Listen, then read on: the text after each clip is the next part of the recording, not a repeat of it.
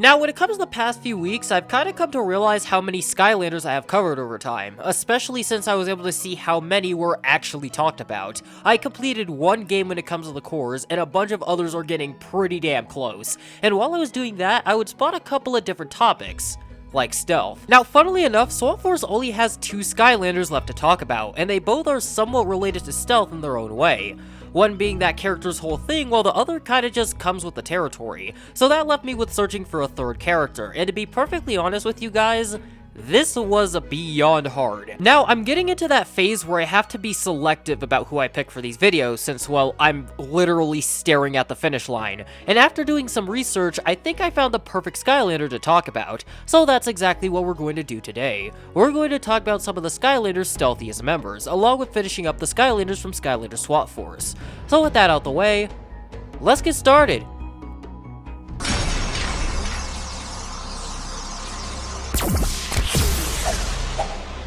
Hide and sleek. Now, when it comes to the members of the Swap Force, Trap Shadow is on the more obscure side of things when it comes to the popularity of the members within that group. But another interesting thing that I want to point out is that Trap Shadow has a rather interesting history before the game itself, and we actually have a pretty good chunk of concept art to look at. Now, from what I can tell, Trap Shadow was supposed to be this before turning into this, which I think is supposed to be a jaguar of some sort due to the spots on the concept art before he eventually turned into what we have today. But surprisingly, this is not where his story ends. Now, according to the wiki, during his early playtests, he was poorly received because he suffered the same problem that Infinite suffered. He was seen as too damn weak, so he was taken back and given a couple of tweaks. Now, his secondary, from what I'm reading, was pretty interesting before he was altered. His stealth ability originally was him firing darts that created splashes of shadow on the ground, and stepping into them turned him black as well, which is his ability. But they removed all of this complexity and just made him going invisible his secondary. They also buffed his claws attack by giving them additional effects that made them look stronger than they actually were. But with that out the way, let's hop into his backstory and see what we can learn. Before Trap Shadow was a Skylander, he used to be an elite member of a tribe located in a remote area of Skylands, where he mostly kept to himself and would hone his cat-like cunning, ingenious traps, and mystical stealth abilities to catch everything and anything that could be caught. Because of this, Trap Shadow would begin to gain a bit of a reputation around Skylands for his abilities, and like usual, a group of wrongdoers would eventually catch wind, and the particular group of villains that he gained the attention of was an evil cadre of wizards. Now, this specific group of wizards wanted to capture Trap Shadow and use his abilities to capture Master Eon himself, but when they set out to capture Trap Shadow, he could easily see them from a mile away. After being outsmarted and outmaneuvered, they would all eventually be captured by Trap Shadow's snares and traps, and they would go on to be locked away for good. And after learning that he had unintentionally saved him, Eon would go on to make Trap Shadow a Skylander. Now, what I find interesting about this backstory is the fact that the wizards who plotted this were locked away, because it makes me wonder where they were sent, and after doing a little bit of thinking, I wonder if they were sent to Cloudcracker Prison.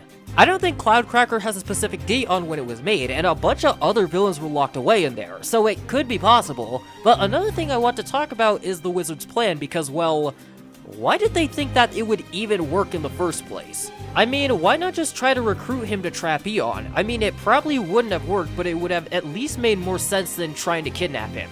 And speaking of which, what were they going to do after they kidnapped Eon? They would have had the Skylanders on their tails if they ever succeeded. What I'm basically trying to say is that the plan is completely screwed from the start. But honestly, I'm just overanalyzing again, and this was a pretty alright video. But with that out the way, let's get on to the next one.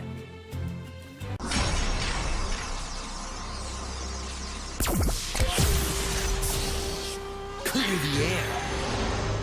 Now, when it comes to Skylanders that I have talked about over time, Stink Bomb has to be one that has stuck with me for a longer period just because of the concept behind him. This is really creative, and even though we don't know how it came to be, we were actually able to see what came before, and it's rather interesting. This one reminds me of Randy Cunningham specifically, but he actually has a lot more stuff to talk about than I thought because he was also playtested. Now, Stink Bomb originally had a dart attack alongside his ninja stars that didn't really do much to my knowledge, but the kid playtesters who tested out saw it as redundant, so they cut it out. But with that out the way, let's take a look at his backstory and see what we can find out. Before Stink Bomb was a Skylander, he used to study martial arts under one of the greatest ninja masters in all of Skylands, who held the belief that surprise was the key to finding your true self. And because of that, he would constantly jump out and scare the bejesus out of Stink Bomb every chance he got.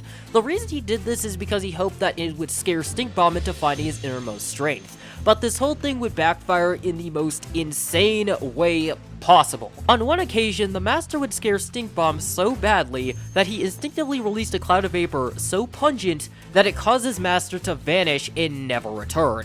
Instead of letting the Master's disappearance get him down, he instead decided to hone his new ability into a new martial art called Kung Fu, and after mastering it himself, he would go around Skylands teaching this to anyone who wanted to learn it, and it wouldn't be long until Master Eon caught a whiff of what Stink Bomb was doing, and he apparently liked it as he would seek the young ninja out and turn him into a Skylander. Now, I think the biggest question I have is what exactly happened to the Master, and after taking a look at his abilities, I think I know what might have happened, but I'm just gonna be honest with you and just say that it's speculation. Now, one of his abilities allows him to turn to a cloud of stink that obscures him and damages enemies, and after a little bit of thinking, I began to wonder, what if he's actually the cloud? I mean, it would make a lot of sense and kind of explain why his master disappeared, as he just became one with the stink, but that's all mostly speculation. But once again, I think we've come across one of those Skylands martial arts that needs a bit of explaining to it, because is the stink a part of it? I mean, most of this is due to the fact that a lot of Stink Bomb's attacks and abilities involve his skunk spray to a degree. But what about other species? If I had to guess, they probably use substitute smells or other things like smoke bombs to replicate it to a degree, but that's just speculation. But with that said and done, let's take a look at the final Skylander of today, and I know for a fact that she is going to surprise a lot of you. In a league of my own. Now, I know for a fact that most of you probably weren't expecting to see Tidepool in this video since she doesn't exactly scream stealth, but the reason why she's included is because what she's related to in her backstory. But with that said and done, let's get started. Long before Tidepool ever became a sensei, she used to be a part of a top-secret group known as the Aquamarines, and even though we don't know much about her time in the organization, what we do know is that she was betrayed by her superiors who were part of an even more secretive group that wanted to destroy Skylands. Due to this, she would make it her personal mission to use her spy training to seek out every member of the organization and bring them to justice, and even though I can't really tell how successful she was beforehand, she would eventually gain the attention of Eon, who felt like someone like her would be perfect for training quickshot Skylanders. When Eon went to recruit her, however, she wasn't easily convinced, as she didn't really trust Eon or the Skylanders since she was deceived by her old organization.